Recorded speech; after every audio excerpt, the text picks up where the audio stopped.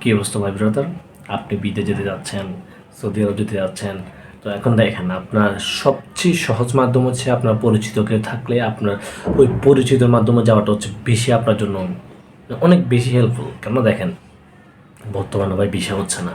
অনেকে বলে ভিসা হচ্ছে না বা ভিসা পাওয়া যাচ্ছে না, সৌদি আরব যাওয়া ঠিক হবে কিনা। এখন এসব কিছু চিন্তা ভাবনা করে আপনি পারবেন না।